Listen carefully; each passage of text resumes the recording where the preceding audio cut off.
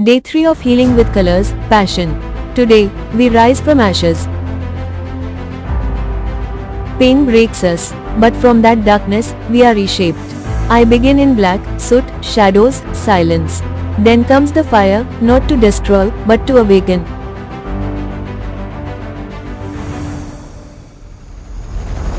Red for rage, orange for courage, gold for the truth we reclaim. The phoenix spreads her wings, forged from everything she survived.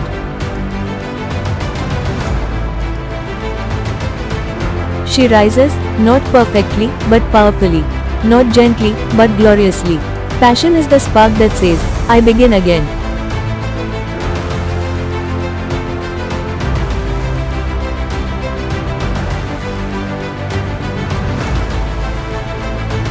Let your fire speak. Let your passion rise, even from ruin. She didn't burn, she was reborn. Fire.